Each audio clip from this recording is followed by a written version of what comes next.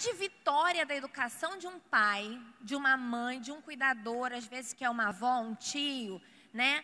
De um educador da escola, porque essa nossa palavra nessa manhã, ela não é só para pai e mãe biológico, ou pai e mãe adotivo, mas é para um professor de escola, um professor de adolescente, para um líder, para alguém que discipula, para alguém que tem perto de si um irmão que precisa cuidar, que precisa ser um tutor dele. É você ser capaz de promover um ambiente de desenvolvimento onde essa criança, quando ela é frustrada, ela não vai se machucar. Ela não vai machucar o outro. Ela não vai entrar num surto, resiliência. Ela não vai destruir todos os relacionamentos ou quebrar o brinquedo. Eu não estou falando da fase do desenvolvimento que a criança pega e joga, mas de manter-se num comportamento assim. Porque como a gente não aprende isso na infância, a gente leva isso para a vida adulta. Chega na adolescência, a primeira frustração que você vive, né? Você que está aqui que é adolescente, você não dá conta. E quando eu digo não dá conta, não é não chorar. Chorar é normal. Amanhã de manhã a gente vai conversar sobre isso. A gente vai falar sobre as emoções, sobre esse processo. A gente vai entrar mais fundo nesse assunto. Mas é você chorar e ficar chorando e não conseguir continuar a sua vida. Isso é se destruir. Porque você passa a não seguir a sua vida porque você não consegue administrar um não. Você não consegue administrar um bullying na escola. Você não consegue administrar que o seu amigo tem uma coisa e você não tem. Tia, dói. Eu sei que dói. Eu fui adolescente, eu tenho filhos adolescentes. Mas isso não pode destruir você. E hoje você vê um alto grau, índice de automutilação, meninos se cortando, pessoas se suicidando. Eu cheguei a comentar com isso na nossa palavra final, se eu não me lembro, no ano passado, retrasado que nós tivemos aqui, no culto da noite, sobre o alto índice de suicídio. Pessoas estão se matando por crises financeiras, por quê? Não aprenderam a administrar o sofrimento. E o sofrimento faz parte da vida aqui na Terra. Entendem isso? Então eu quero que você não pense nessa manhã que o que nós vamos falar só serve para meu filho de 2 anos. Ou para meu filho de 10. Não, é uma palavra que cabe para nós como pais, para nós como cuidadores de um filho em qualquer idade. Porque também, às vezes, seu filho já está com 26 anos e você continua alimentando uma educação onde você não permite que ele sofra. Isso é muito... Olha, eu e Mara, a gente tem conversado muito como família sobre esse tema. Porque a gente está numa situação hoje como pais, num mundo de facilidades, que você precisa inventar dificuldade para o filho. Você precisa criar. Porque graças a Deus você consegue trabalhar, consegue pagar a conta, pagar uma escola, né? Coloca lá, na maioria das pessoas que estão aqui, eu acredito que seja essa a realidade. Você consegue dar minimamente o que ele quer, então ele não tem desafio, ele não aprendeu a lidar com o não. Pode passar o próximo. É uma geração que não sabe tolerar, que não tolera nada. É uma geração que precisa de resiliência, precisa, e como o Mário falou ontem aqui, resiliência é um processo que a gente desenvolve na vida, como José foi tendo que desenvolver.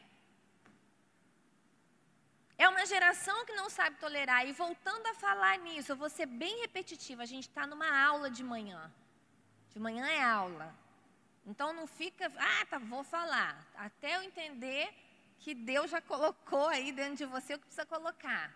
Não é só a criança que não tolera. É você que não tolera esperar nada. Né? Às vezes, situações aqui, Flávia, isso não tem nada a ver nessa manhã. Tem sim, porque seu filho está aprendendo vendo você. Lembra o que foi lido? Ensina a criança no caminho. E você está caminhando, ele está vendo. Você pede para o marido fazer uma coisa, ele não faz na hora que você quer, você tem um piti. Seu filho está aprendendo a não tolerar. Igual você não tolera. Você vai lá e faz. Né, mulher? Se achou aí? Sabe? Então é uma geração que não sabe lidar com o não. Primeira coisa que eu quero trabalhar nesse não tolerar. Não sabe levar um não. Não posso, não tenho, não sabe administrar. Quando acontece isso, é o que a Wanda Andreoli falou, tem um surto, uma crise, E nós, como pais, também temos dificuldade de administrar isso. Porque o que acontece? Não foi só comigo, não. Eu falo que como eu queria ter a cabeça de hoje, quando eu tive meu primeiro filho, há 14 anos atrás. Porque eu lembro que quando o Bernardo chorava, quando ele queria uma coisa, porque é biológico, foi feito para isso, o choro aciona um movimento de resgate do pai e da mãe. Foi feito por Deus para ser assim. Então o filho chora, um pai e uma mãe normal vai tentar socorrer. E eu demorei um tempo, junto com o Mário, a entender que certos choros eu não ia ter que resolver, eu ia ter que ensinar ele a administrar. Porque começa chorando por fome, por sede, daqui a pouco começa a chorar por brinquedo, por coisa que quer fazer, e você não consegue administrar isso, e o que você faz? Você dá alguma coisa.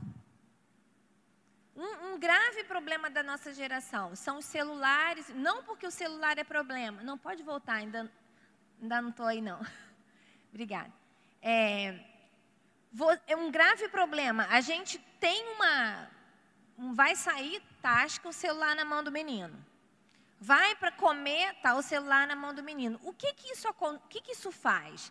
Tem problema nenhum usar celular, mas as pesquisas já mostraram aí, só você entrar na internet, os livros estão falando, que tem todo um processo neurológico do desenvolvimento do cérebro que precisa ser protegido. Eu não vou entrar nessas questões hoje.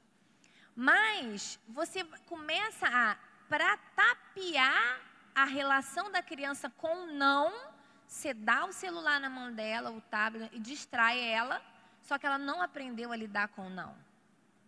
Ela não aprendeu a lidar com o sofrimento que o não traz. Você não ajudou ela. Da mesma forma que um adulto faz o quê? Alguns vão beber, né?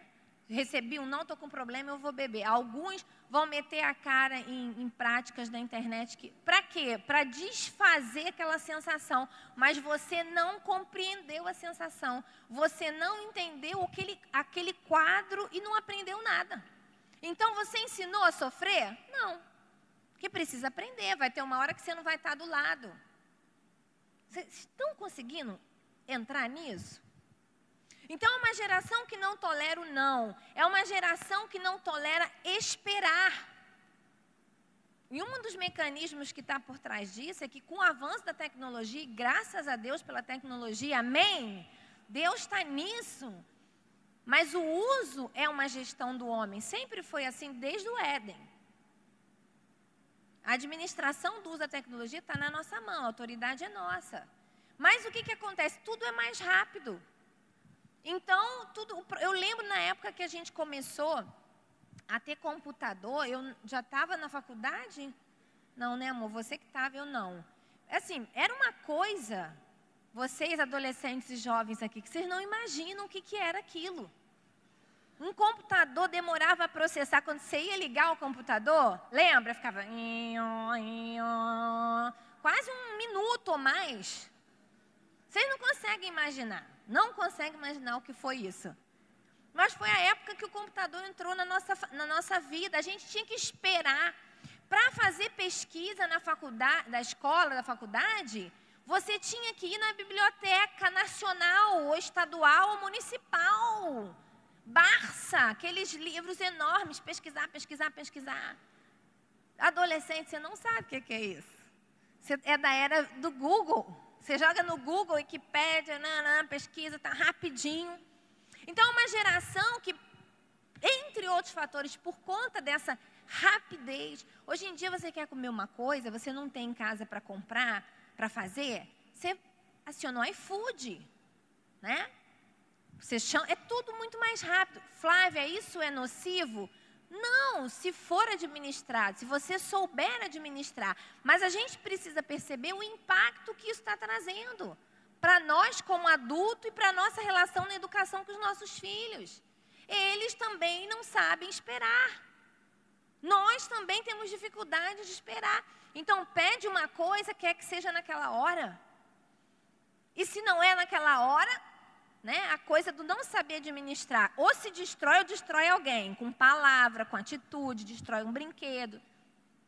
E nós precisamos entrar nesse cenário para colaborar. Isso é educar. É você gerar resiliência, ok?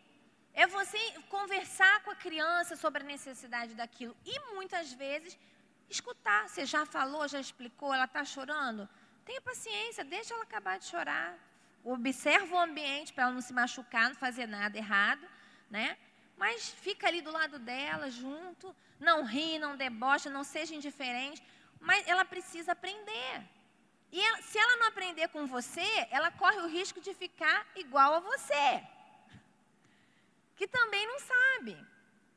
E aqui nessa minha fala, como eu falei no início, isso é para você adolescente, isso é para você jovem, isso é para você que precisa compreender do outro lado o seu pai, a sua mãe. Porque nós somos, amanhã de manhã a gente vai falar um pouco sobre isso, muito emocionais. Então, a resposta emocional ela vem primeiro, depois vem a cognitiva, depois vem o raciocínio. Então, você sente e aí você acaba fazendo, mas você não raciocina. Por que meu pai está pedindo isso para mim? Por quê? Né? Por que eu tenho que esperar? Porque precisa esperar. Porque na natureza as coisas não são, elas têm um processo. Para você plantar uma planta, ela não vai dar... Se bem que hoje em dia a genética até faz esse tipo de coisa, né? Uns movimentos assim, mas o processo que Deus criou tem tempo para respeitar. Amém? Você está entendendo? É uma geração que não tolera o problema. Como a gente falou ontem, falou agora no iniciozinho, que não sabe administrar. Vai seguindo o seu caminho, está tudo planejado, eu estou fazendo tudo direitinho, parou, tem um problema. Acabou. Vou jogar para lá. É uma geração que não finaliza o que começa, né?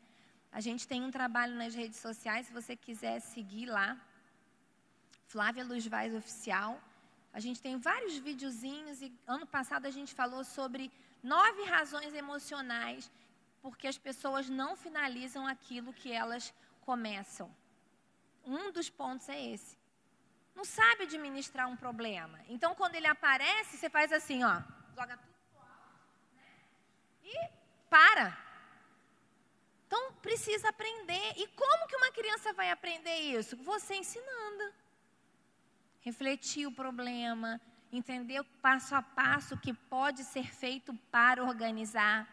Tem uma teórica, doutora Froma Walsh, do Instituto Americano de Famílias, e ela fez um estudo há muitos anos atrás sobre a resiliência em famílias. E ela fala que 3 processos chaves em toda pessoa resiliente que você vai encontrar bem desenvolvidos são a capacidade de se organizar, a capacidade de crer, daí ela fala da importância da fé, de você crer que existe alguém acima de você que pode fazer o que você não pode fazer, e ela fala de comunicação. Então, para você que quiser anotar, Froma Walsh, 3 processos: organização, fé ou crenças e comunicação. Pegaram? Organização, crenças e organização. E comunicação. Então, fala aí, o que eu falei? Ó, de novo, bonito. Isso aí, isso aí. E quando você administra um problema, isso é ponto 01, pastor. Por quê? Aconteceu o problema, não é jogar tudo para o alto, não é se desesperar, é parar. E primeira coisa que você faz, o caos que estiver, você põe ordem. Você vai, como é que eu vou resolver? Aí, comunicação, com quem que eu vou falar? Crença. Com certeza Deus vai, a boa mão do Senhor está sobre mim, vai dar certo, vai fazer com que coopere para o meu bem. Então, é um movimento de resiliência. ok? Administrar um problema. Então, a gente precisa compreender isso também. É uma geração que não sabe perder. Embora tudo isso pareça uma coisa só, a gente fez questão de destacar para que você entenda isso. É uma geração que não sabe perder. Ela não tolera perder. Sabe? Perder um relacionamento. Quantos adolescentes que têm dado cabo da vida, eu falei da automutilação, tido atitudes, né? Vou me matar porque ela não quer me namorar. Jovens fazendo isso. E se matam. Não sabe perder, não administra a perda. E aí, quando você leva isso para o plano familiar, né? É uma coisa que lá em casa a gente conversa muito. Você tem 3 filhos como nós. Por mais que nós sejamos pais que buscamos direção de Deus, nunca eu vou conseguir, e o Mário, oferecer tudo igual para um, para outro, para outro. Isso não existe. Deus está falando com você agora, você que é filho. Sabe, para de ficar, meu pai tem ciúme, meu pai privilegia, ok, a parte do seu pai ele vai ter que aprender com Deus, ele está aqui, se Deus quiser, hoje para aprender. Mas você precisa entender que não tem como, por mais que o pai se esforce, essa coisa, eu estou falando, mamãe, isso não é justo, eu falo, filho, mas nesse caso não tem justiça, tem individualidade, você precisa de coisas que o seu irmão não quer e não precisa. Então, não tem como eu ficar colocando na balança que eu comprei um tênis assim. Não tem. Seu irmão joga bola, campo, society, futsal, ele precisa de mais chuteira que você. Você não tem necessidade de usar tudo isso. Então, esse perder nesse sentido, sabe? De ficar feliz que o outro vai ter o que eu não tenho. É isso que a gente tem que ensinar para os nossos filhos. E como é que a gente ensina isso? Também ficando feliz quando o meu cunhado consegue uma coisa que eu não consegui. Quando o meu irmão tem uma vitória que eu não consegui ter. Celebrando junto, é no caminho. É ensinar que quando o outro perde, eu preciso estar junto com ele. Mas quando o outro ganha, eu tenho que celebrar junto também. Amém? Como família.